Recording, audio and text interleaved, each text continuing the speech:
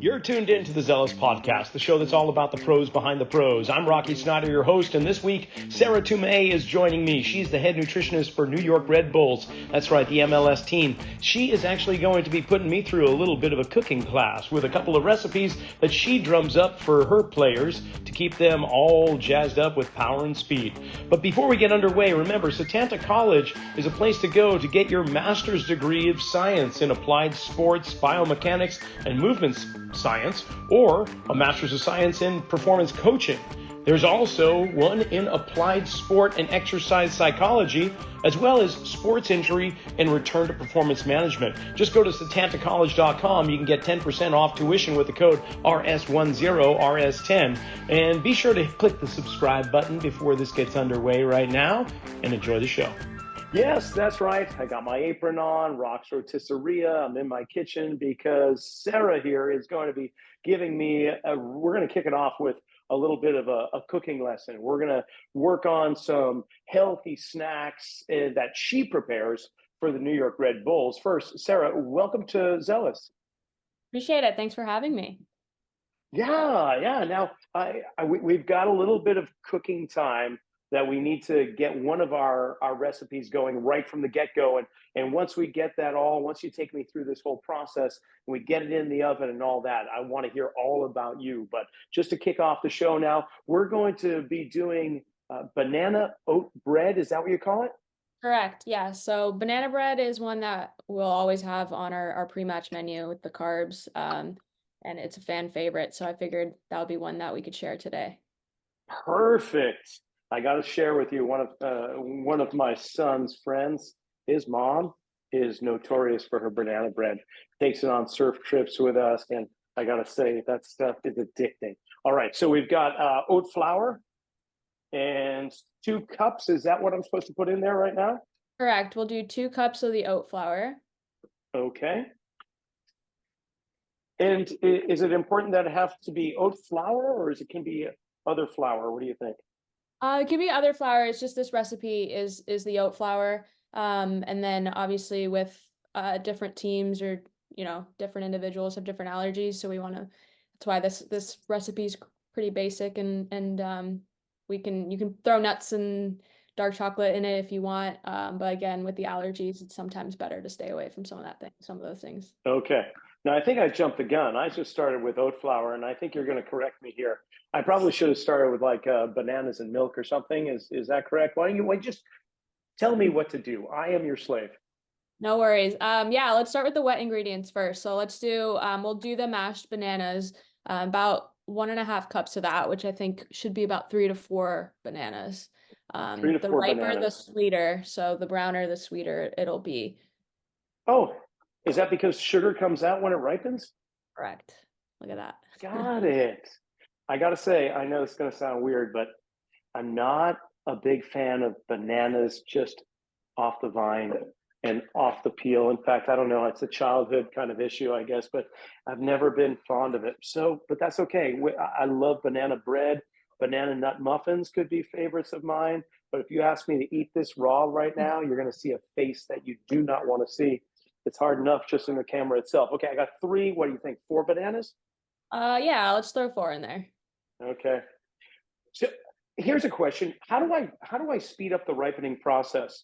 Like if I get these bananas fresh from the store and I bring them home and I don't have days and days to make them turn brown, could I throw them in the oven? Can I put them out in the sun? Do I put them in a brown paper bag? Any ideas with that? You put them in a bag without the part where they're all where they come together. Don't cover that. If you cover that, it'll stay, they won't ripen as fast. So if that's kind of where, it's oxidized by. So if you leave them in a bag, for a couple hours or at least overnight or something, it should speed up the process as well as heating it. I haven't tried that myself, but I have heard that putting in the oven for a little bit does speed okay. it. And do you have any preference of mashing? Do I just take my hands and beat the hell out of this stuff, or whatever the wooden spoon doesn't seem to be working? Whatever you prefer there. A fork or a fork, sometimes a bigger fork can sometimes work, or a masher. Fork. Your hand. You want to get super dirty with it.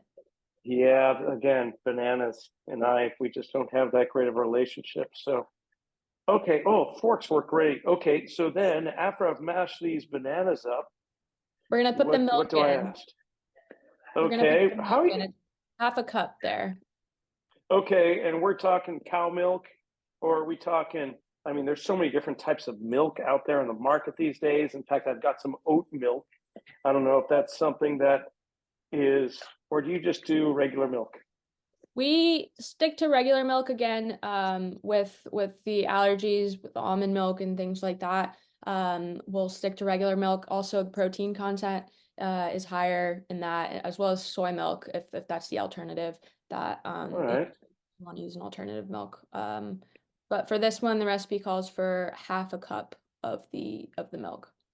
half a cup of milk. Okay, do you ever get tired of all the different types of milk, or the contradiction in articles online that tell you, oh, you should have this, and then we hear, no, too much soy is going to mess with my estrogen level, or you know, There's a I lot. don't It's know. a lot out there. It's the whole field of nutrition. It's not just the milks, but that's a great kind of example of it, right? So But how do you when you weed through it?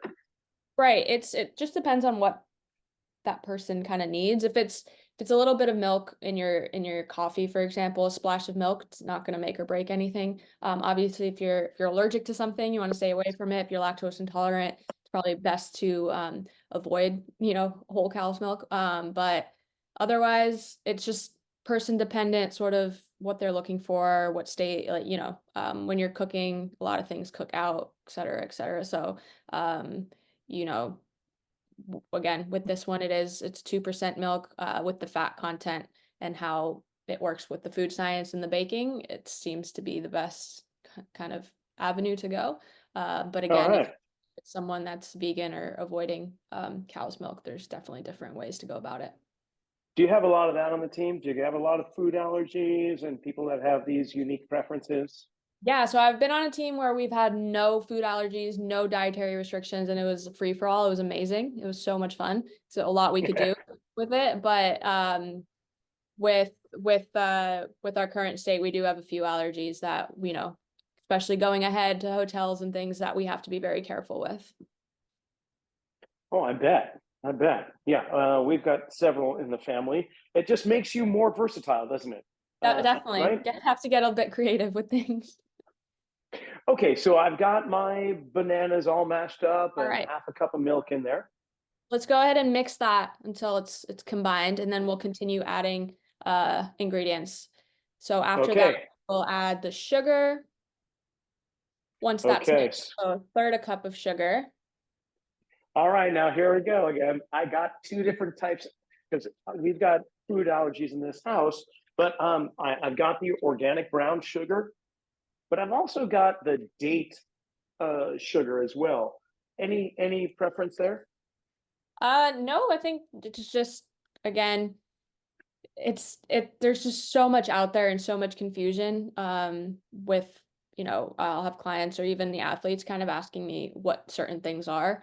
But so I don't think in the energy balls that we're doing later call for dates, but dates are a great source of carbs as well, quick carbs. So a lot of sort of, these pre-exercise snacks, will you say they'll call for dates, and the date sugar could be a great kind of alternative for something like this. All Definitely. right, good. I don't want to be a pain in the ass. I'm just trying to ask these questions. Of So course. that's good. Okay, so how much sugar am I adding? It's the recipe calls for a third a cup. Third of a cup. You know what's cool in this house is like, when it comes time for uh, Christmas or birthdays or stuff, historically, gender bias, you'd get the woman of the 50s and 60s, sewing machine or some kind of cooking utensils or appliances. And nowadays that would be very insulting, wouldn't it? Yes, yeah. But in my house, this is what I get for Christmas and for birthdays. I got myself a nice KitchenAid mixer, and I've got a sewing machine one year. That was very nice because Dad's the one that does all the hemming and the seamstress thing, I guess you'd say. Yeah, you need something sewn up. Yep, that's me. So Just a little side note, That's awesome. in We case have you a guys are you're wondering saying what you to have get a me. you're saying you have a background in chefing, so I'm excited to see how Yeah, this banana bread turns out. you said with a laugh. All right, cool. I like that. All right, so we got the sugar mixing in there with the banana kind of slurry, whatever you want to call it. What else do I add now? So now we'll do a half a cup of the olive oil, and we can throw in the vanilla extract as well, and then we'll mix again. Okay, half cup of olive oil and vanilla extract. How much am I going there? That's a teaspoon. 1 teaspoon of vanilla extract will do. All right, teaspoon.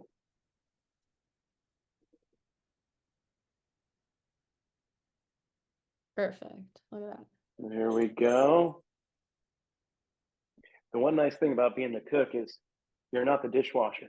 That's a different That role is that true. somebody else in this house plays. So as long as I cook, Share I the don't have to clean up responsibility. after my. See? Okay, so I got that working for me.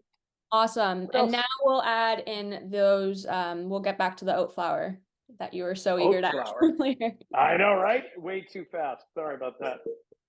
All We'll right. also do the baking soda, the baking powder as well. So it's 1 teaspoon of baking soda. Okay. 1 teaspoon of baking soda. And then half a teaspoon of the baking powder. And while we're at it, we'll add half a teaspoon of salt as well.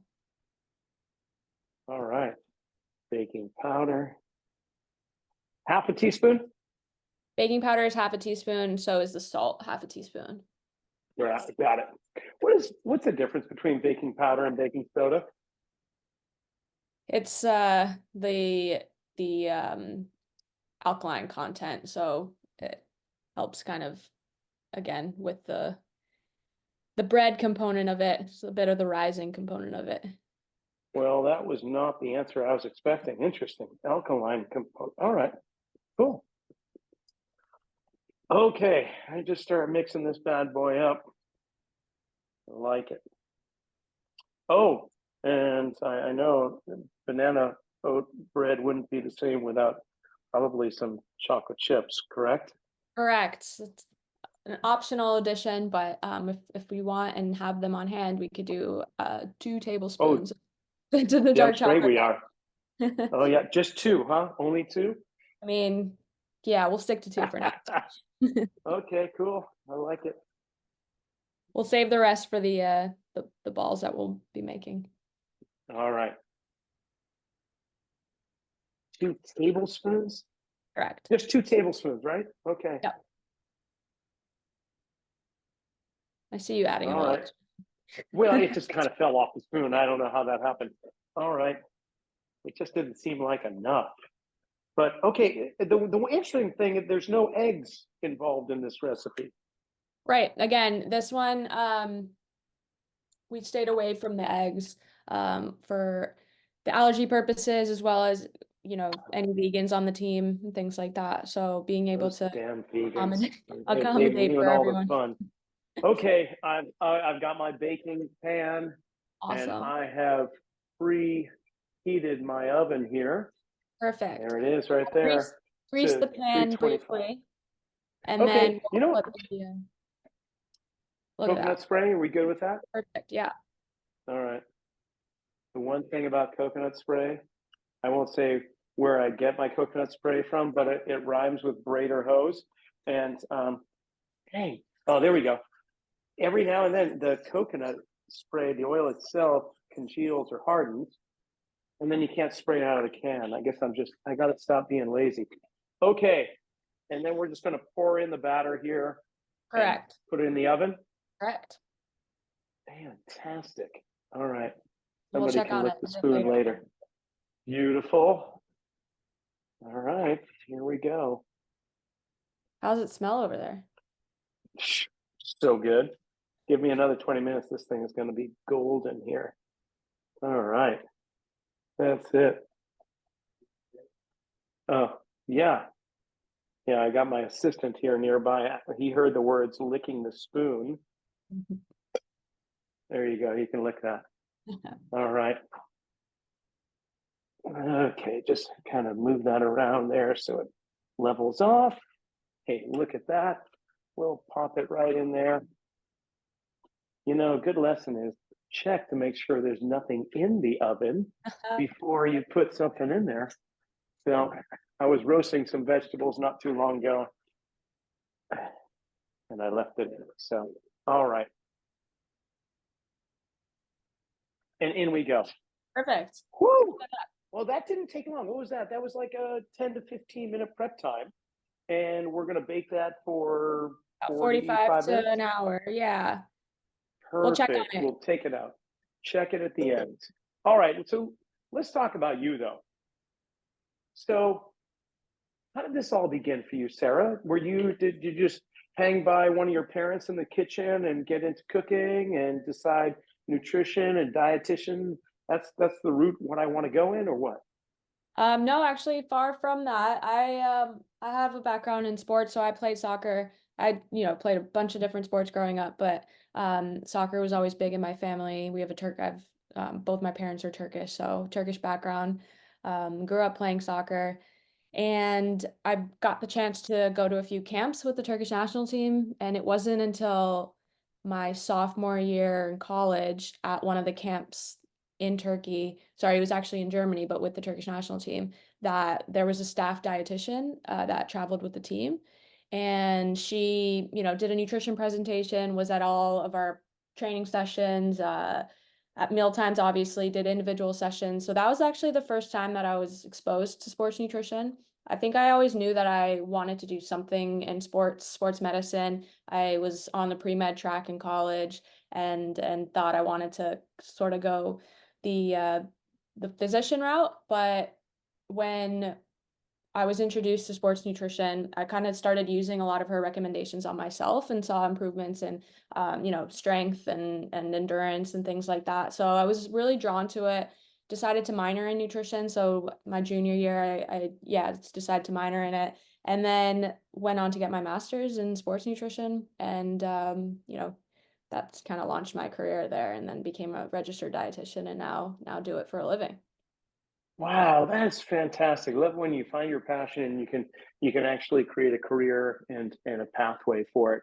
So early on, you did some internship, as I understand, with the Cleveland Browns.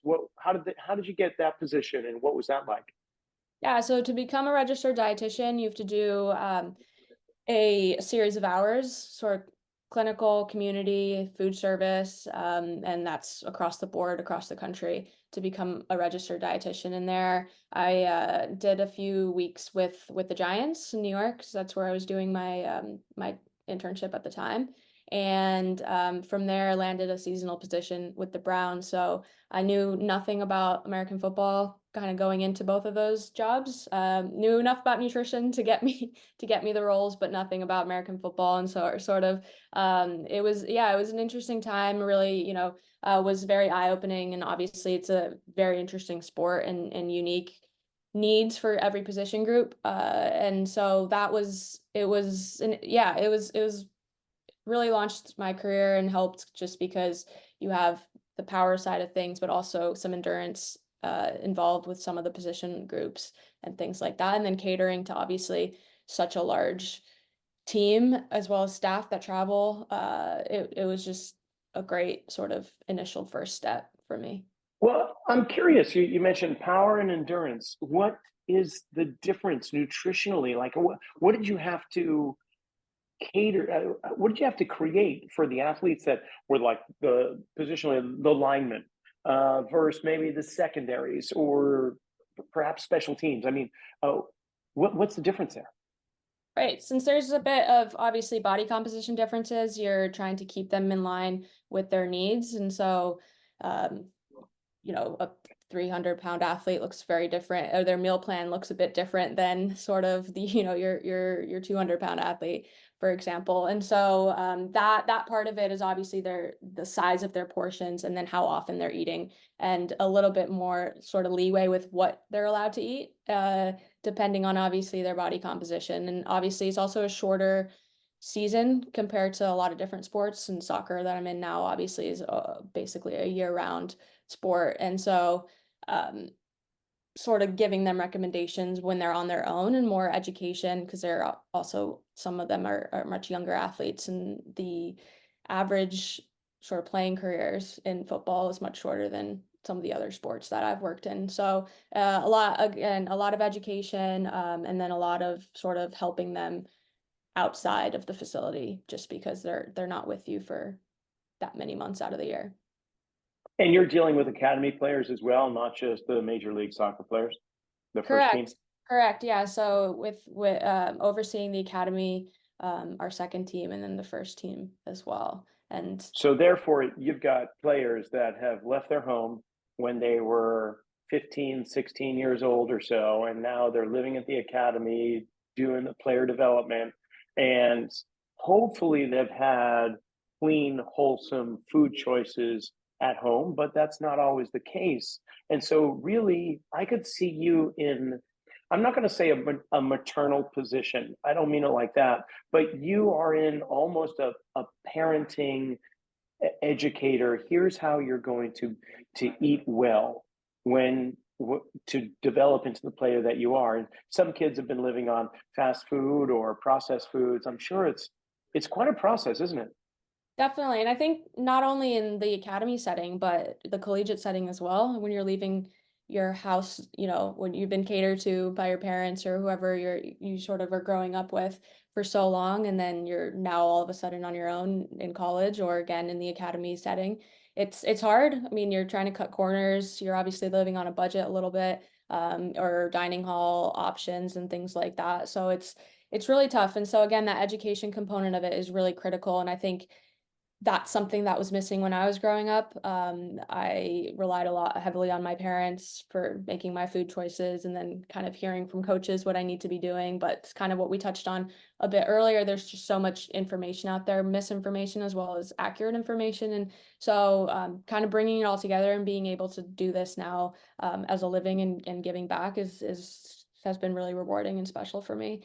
But yeah, exactly to your point. It's some cooking classes, sort of grocery lists, anything that you really need to do to individualize to help certain players and kind of meet them where they're at, because some of them do have a background in nutrition or an interest, or they enjoy cooking, and so you're able to give them a bit more, whereas other players or individuals are just like, I want nothing to do with the kitchen. Where can I buy the best ready-made food, or connecting some players with chefs or meal delivery services. Again, just meeting them where they're at to determine what their needs are to help them kind of thrive in their own individual settings. Meal delivery service. Not to throw a plug to any company in particular, but which ones do you tend to lean toward? Are there some that are national, or are they more regional? Are there some in the New York area, down in Florida, the West Coast, and so on? How do you find the ones that are the appropriate fit? I think they're the ones that, can help cater to our individual athletes' needs are the ones that we decide to go with. To be honest, some of them, yes, the resources that we use aren't even companies, they're individuals. So individual chefs that are performance chefs or have a bit of a sports nutrition background themselves or an interest in it, or have played the sport, et cetera, that are also, good in the kitchen, and enjoy doing this. So we do have a chef, has been doing this with different athletes in the tri-state area. And so I've connected him with a few of our players. And, when I was in England, it's the same thing. It's just finding chefs in the area that can really hone in and give as much attention to these athletes as possible, because you have cultural differences. So, you have a Brazilian player who is now, speaks no English, now lives in New Jersey, has no idea sort of where to go, what to do. It's very different. So for them, for example, you try to find someone that they're more comfortable with that can deliver to them, or if they want them cooking at their house, obviously with different contracts and different resources, you're able to do that. So it's really just fine tuning and helping the individual get exactly what they need. How much does your heritage background in the world of turkey filter into the recipes that you start to share with the athletes? I'm a big proponent of the Mediterranean diet. I think there's a lot of research behind it. I might be biased myself, but there is, to be fair, a lot of research behind it, the benefits long term as well. And so again, um, we talk about American football where the average career is what, something 2 to 4 years or something like that. Whereas in soccer, they're playing for much longer, but not forever, right? So there's a life after soccer, and that health component of it is very critical. So we're not only catering for their performance, but also, nutrition for health is important. So the diets that you recommend need to fit in line with that. So I think that education from a young age, really trying to help them understand which proteins, which carbs, which veg, which fruit to go for, not only in the short term during their playing career, but also on days off or during the off season and things like that. That will be beneficial to their health. So yeah, I think not only Turkish recipes, but Mediterranean, sort of the philosophy behind the Mediterranean diet does impact sort of how I create menus or influence sort of what the players should be eating. And when it comes to players from different regions of the world, is there one region that is more challenging to you than others? You mentioned Brazilian players, but are there regions where, oh, this guy's coming in from so and so, like, oh, okay, well, we're gonna have our work cut out for us. Not necessarily. I think the chefs that we have around that I've worked with previously in different settings have been very accommodating and sort of open to doing this because it's part of the job. Um, Being able to cater to those athletes. But when you have a whole roster of individuals from all over the world, it is trying kind of fine tuning and finding, something that will appeal to everybody. There's some cultures that love spices and some cultures that absolutely hate them or, things like that. So trying to find a fair ground between to appeal to everybody. But another way of sort of doing that is bringing in outside vendors every now and then to, every few weeks or something like that, bringing in a local restaurant to cater to for lunch or one of the meals at the facility, for example. That's one way of going about it. Or similarly, having our chefs make something every now and then in the rotation that will cater to certain cultures. But it's can sometimes be a challenge depending on where you are. So again, when I was over in England, for example, in the Midlands, it's really hard to find Jamaican food. And so it's and not only the Jamaican food, but the spices and sort of the ingredients that are needed to make the proper food. So it's helping the athletes, giving them a little bit of home, but they'll know that, it's never going to be sort of their mom's or grandmother's cooking or their local restaurant back home and things like that. So they know that you're trying, but it is hard sometimes, definitely. Yeah, well, you bring up the UK, and they're not necessarily known for their culinary expertise, shall we say? English food, when you think about bangers and mash and whatnot, boiling this and boiling that, and then we've got the American fast food nation that is globalizing the planet, unfortunately. And aside from those, are there other types of cuisine that you just have a challenge with when it comes to the players? Like, oh, I love this, whether it's Cajun food and jambalaya and etouffee and all that stuff, or are you just kind of like, okay, what are the healthier ways that we can get around these? I think it depends on the day, like the day of the week when we're building menus. The training loads are really important, go into sort of how we build the menus week to week, how many matches we have that week, depends on how flexible we can be. If it's a one match week, earlier in the week, we can, throw a bit more fun items in there and things like that. Whereas if it's a quick turnaround, 2 matches in a week, something like that, we have specific nutritional goals that we have to hit to help players recover and prepare for the next game. So I think all of that kind of goes into the recommendations and how we build the menus. But that being said, when you're together almost 11 months out of the year with these players and you're trying to convince them and hopefully, provide them with at least breakfast and lunch every single day, again, for almost 11 months, there is some give and take. And so there are certain treats and stuff that, you have to provide for them. And it's a working relationship. They know that certain days they have to be better than others. And then, their days off, I kind of assume that it's a free for all for them. And so, blind eye to that. And then, once they're back in the facility, we can pick back up where we left off. But yeah, I think it's a fair balance. There isn't necessarily anything that I would say that I eliminate, like, from the diet. It's all just a matter of where things fit in. And that's another one where, when you're talking to athletes and kind of helping them make choices outside of the facility or during their off season and stuff like that, it's like, around your training, around your matches, let's not change anything. Those are the most critical times. But on your days off and things, you can kind of have a bit more fun with it. Well, I'm fascinated by what you mentioned earlier too about when there's one match or two matches and how you're doing your meal planning. Can you go a little bit more in depth into that? Let's just say the team has it's maybe game day -2 and you've got two matches almost back on a Wednesday and a Saturday, which is kind of the typical MLS schedule, right? What is that looking like in terms of meal planning?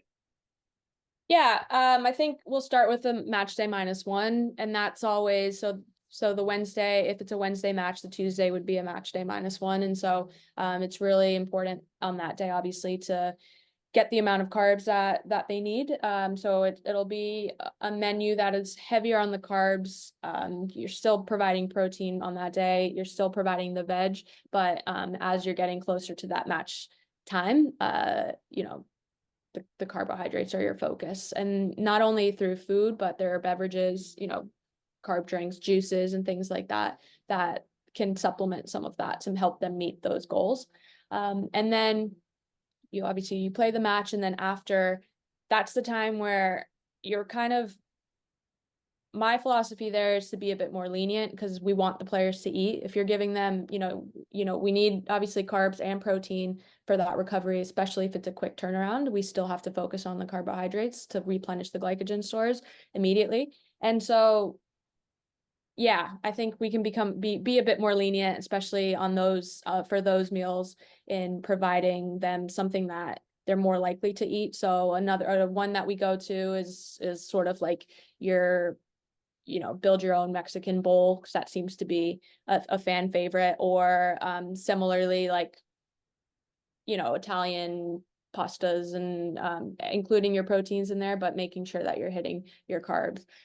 So that would be immediately after. And then on your +1, that's your recovery, but then it also becomes a match day -2 sometimes. So it's a quick turnaround. And so you're really trying to hit, you're refocusing on the carbs, and the players know that. So it's those short windows are critical.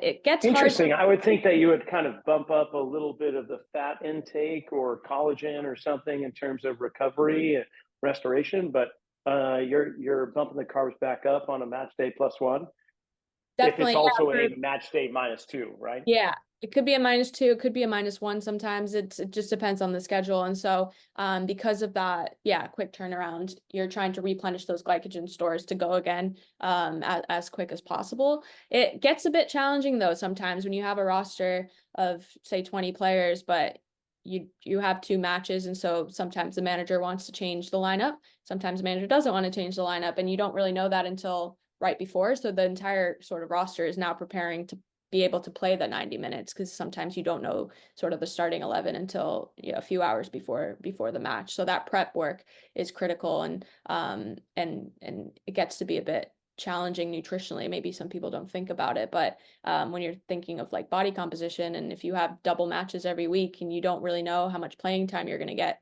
you're still preparing as if you're going to play that 90 minutes because you have to. And if there's an injury or something early on, you might come in. And so you're still preparing your body as if you're going to play the full match, but sometimes you don't. And so that's one that you can't really back off on a match day -1. That prep work is critical. And then you brought up sort of recovery measures. We'll have sort of certain supplements, omega-3s, turmeric, for example. Yeah, creatine, collagen, throughout extra protein shakes and things on your +1 to help recover as well. So it's not only the carbs, obviously, but with such a quick turnaround, you do have to start focusing on those carbs a bit sooner than you might when there's a longer break between matches. And then when it comes to the athletes that are in the rehab phase, right, and they're not quite returned to performance at that end of the spectrum, how does that work? I mean, you must work with those athletes too, and the rest of the medical and training staff. But how do you support the athlete that's in the rehab phase?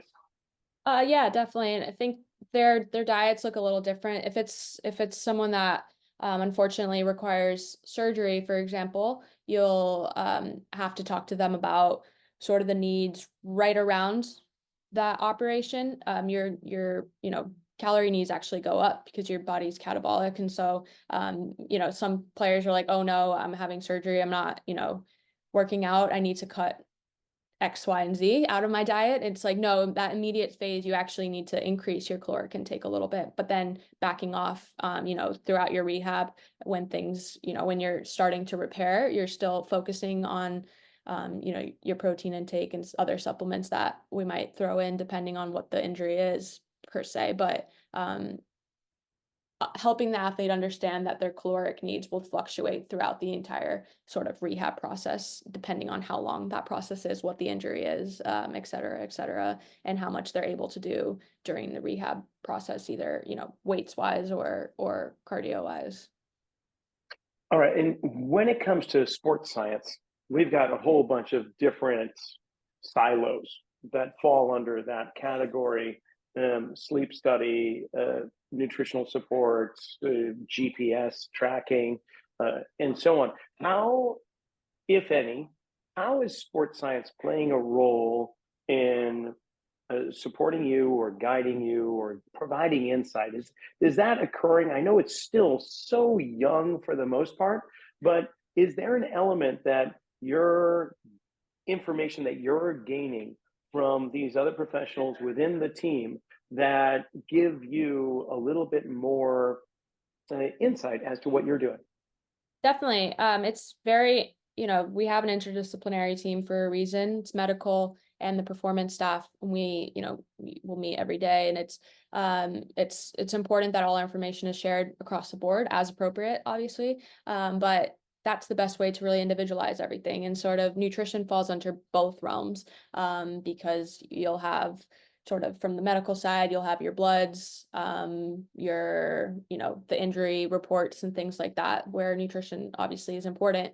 But then on the performance side, any sort of data around training loads, again, as we talked about earlier, becomes very important. So then you take both sides and then apply that to the culinary realm to then provide the athletes with what they need. So definitely, I think nutrition is one that falls into both areas and is pretty all-encompassing when it comes to sort of the sports science sort of side of things. But we'll get the reports on training loads, and that really impacts then how I sit with the chefs and plan out each week and what the menus look like as well. And from week to week, how much does it vary? Like, how much are you going, oh man, this is crazy on this week, and no, not so bad this week? Or are you always juggling balls? No, I think in preseason it's very, very different depending on the adaptations and where the team is at when they come back and sort of the different fluctuations of preseason. But once we get into the season, especially if it's a 1 game week, every Saturday night, it's like it's a copy and paste sort of thing. Obviously, again, going back to sort of you're with them for 11 months out of the year, and so you want to make sure that the food variety is there. But otherwise, sort of the markers nutritionally for your macronutrients sort of are copy and paste day to day. You'll have the same day off, your same match day -1. There's certain meals and menus that you just don't touch. Our pre-match menu is the same no matter where we are in the world, what day it is, and things like that. And so, because that's just one that, people have sort of their habits and eat the same exact thing before their games. But otherwise, yeah, the nutritional component of the meals don't change, but the variety, of course, has to change to keep people interested. Get it, get it. All right. So how about now we change the course a little bit and we work on another recipe. Let's And do then it. we'll check in with the banana oat bread or oat banana bread. You say tomato, whatever. Okay. So we're doing protein balls. Is that what they're called? Yeah, so you can do these as an energy ball or a protein ball, depending on sort of what the needs are again. It's just if you add protein powder to them, they'll become protein balls. And if you don't, they'll stay sort of as your energy balls. They're a great snack, and then obviously as you know, a pre if they're energy balls, post if they're sorry, protein balls. Yeah. So Okay. this one's quite easy. Kind of just throw all the ingredients together, mix it up, and then you form the dough balls, and then you'll put them in the either the refrigerator or the freezer, depending on sort of when they're going to be eaten. So yeah, super easy. Let's get right to it. Beautiful. Let's do it. What do I need? So we'll do 1 cup of the rolled oats first. All right. 1 cup of rolled oats. Of course, if I was a professional, I would have this already doled out and prepped, but I gotta act my part here. Okay, 1 cup of rolled oats. Perfect. Then why don't we do the half a cup of peanut butter? Half a cup. There you go again, just diminishing my favorite things, chocolate and peanut butter, but that's all right. I'm gonna go with you. Okay, half a cup of peanut butter. The peanut butter can be changed to, any other nut butters, or if there's a nut allergy, you could do sunflower seed butter, things like that. Get creative with it. Okay, I just gotta ask, do you ever get tired of just having to accommodate people's allergies and just feel like, you know what? Forget it. I'm just gonna give you this. And if you go into anaphylactic shock, so be it. That's probably my biggest fear, that and any food poisoning. So no, I think those are the two that I am most careful about. That's probably a good hiring process right there. Okay. All right. So we got the oats and the peanut butter. What's next? We'll do a third a cup of honey. Third a cup of honey. All right. And then, so when it comes to honey, do you have any preferences infused with some type of local wildflowers or organic, non-organic? Yeah, we didn't even talk about organic, non-organic. Right. I'm just going to imagine that you're going organic all the way. Where appropriate, I think, and obviously depending on sort of the budget that we're working with, looks a lot different sports and then different age groups and whatnot. But regarding honey, I don't there are definitely studies out there. I don't know much about sort of your local honeys and how, they're allergen friendly and things like that. I've heard a lot about eating your local honey to then sort of protect you from Build up your immune yeah, system. build Yeah. up your immune system for your local sort of environmental allergies. But yeah, How let's much go with honey am I going with again? a third a cup of honey. All right. That's what I was hoping you'd say. Beautiful. From there, Oh, we'll add yes. our half a cup of your chocolate chips again. Oh, I knew I liked you for a reason. Here we go. All right. Honey, chocolate, peanut butter. Oh, yeah. I One's a have a fan feeling this is favorite as probably one well. of their yes. I had a sinking suspicion. Okay. And we're doing 2 tablespoons of chocolate chips again or more. Half a cup of chocolate chips. Yes. All right.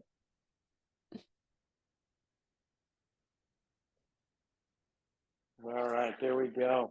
You notice I wasn't too clean with those chocolate chips again. They just Yeah, kind of no, overflowed. great. I don't know All what's right. gonna happen. We'll get the chia seeds now. We'll do a tablespoon of chia seeds. Chia seeds. Now, okay, do you remember chia pet? Of course. Right. Yeah. Is Yeah. it the same thing? Chia, is this where chia pets come from or chia seeds? Chia seeds are great and they're quite versatile. And I know people that will just actually put them in their water because they help with hydration, help you retain water as well.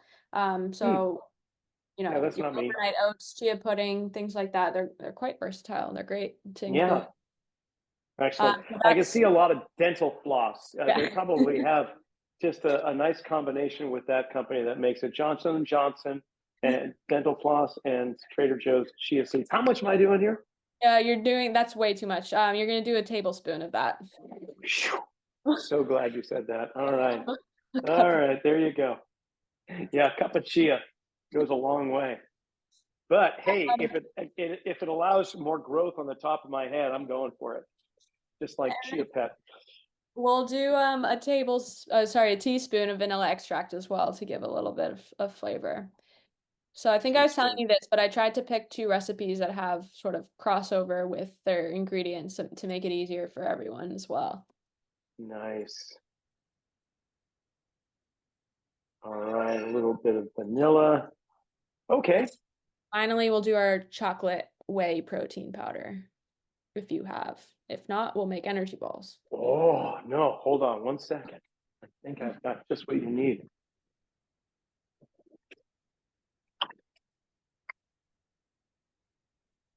Well, I've got collagen. Okay. I'm going to let you down on that one. I'm sorry. I do not have protein powder here. I left it at the gym, believe it No or worries. not. Okay. We'll make energy balls then. But if you wanted Yes. two scoops of the chocolate protein powder to add, but yeah, so Okay. you can get to mixing now. We'll mix all of that, stir until they're well combined. And All then right. once they are, you just form them into small dough balls and then Oh, uh my assistant just let me know that we do have protein powder oh, up in the cabinet. Thank you very much for that. Well, would you look at that? And it's organic protein powder. So let's throw it. Yeah, we'll make them protein balls. perfect. How much did you want me to put in there? 2 scoops of that. Two, two scoops of these. That's one, yeah. All right. Yeah, you don't scare me. All right, that's good. There we go. Oh yeah. All right. Wow. Thank you, Mama. Okay, and just combining this. Oh, it definitely does get a little doughy now once you have that protein powder, doesn't it? Right. So once it's all well mixed, you just form them into there's the small balls and then just put them on sort of a cookie pan and then you can again put them in the freezer, fridge, but we'll let them cool in either of those settings. And then if they're in the freezer, obviously, we'll have our chefs make tons of these and then we'll just take them out and defrost them as needed. So you don't dip them in chocolate on top of this? Listen, what Oh, there's an idea. what you Yep, do over there? you can give me credit on that one. That's all right. You Wow, might that's have to good. try that one. Heck yeah, chocolate dipped protein balls. Yeah, it reminds me of a Saturday Night Live skit I won't get into right now, but that's all right. Okay, I'm just gonna get a plate for right now because I have Perfect. a feeling that these things won't even make it into the refrigerator. We've got the house full of people here, so Early. they're already licking their chops. In fact, I could just have it be one giant ball. How would that, Okay. All right, scooping it. Okay, so what is, without getting completely covered in protein balls here, what do you recommend? Do you just take a spoon? Ice cream scoop, I guess, would probably be the easiest because then you can just go and it goes off, right? Right. The ice cream scooper is easier or cookie scooper or something like that, where you can try to have them the same size, helps. But if not, if you want to get messy with it, you can just sort of go This out. isn't too bad. All right. So you were at Aston Villa FC from British Premier League, and now you're with MLS, Major League Soccer. What's the biggest difference? Other And, than and don't say quality of player because I'm an MLS fan too. no, So I mean, shout out to our guys. We're top of the league at the moment, so yes. doing well. But yeah, I think nutritionally, what the players need doesn't really change. With Villa, when we got into Europe, those training loads did change a little, so our menus look different because it was more flights and sort of those midweek games, obviously. But otherwise, Okay. at MLS, the amount of travel that the players do cross country, I think, can't go unnoticed, and so that's a quite a difficult part of sort of the recovery as well as sort of the the leading up to matches, how they're preparing for that. That's probably the biggest difference between the two countries when you're talking about nutrition. When I was at Villa, our post-match meals were on the bus on the way back. We rarely Oh, rarely flew anywhere. Everything was within about 2 to 3 hour drive back. Whereas obviously here, they're taking a flight quite far. sure. Almost every other week. So Yeah, and planning. how is that? Just dealing with different time zones. Do you travel with them, or do you stay at headquarters? I travel. I don't travel to all the games, but some I definitely do. It's different depending on the time difference and things like that. So if it's a West Coast game, they might go a few days earlier to kind of get accustomed to the time difference. Whereas if it's a shorter flight, then they'll go the day before. But it's challenging. It definitely is, because you have the hydration component of flying for so long, making sure that they're well hydrated, depending on sort of the the flight time, as well as where we're at in the country, altitude and things like that obviously impact what we need to do nutritionally as well. Heat, we'll be training in the snow for a week, but then go down and play in Miami in what is like a New York summer. So it's very different depending on sort of where the match is and what time of what season it is as well. Yeah, there's so many things that I don't know if I took into consideration, and I'm sure the listening audience as well. That there's a whole bunch of elements that you need to be aware of to be as accurate as you can with their nutritional needs. Okay, so here Look at I'm that. sure they're a little bit bigger though than you would normally. Are these about the right size? The size of Well, a small child's fist, perhaps? we usually do them a little bit smaller, but to each their own.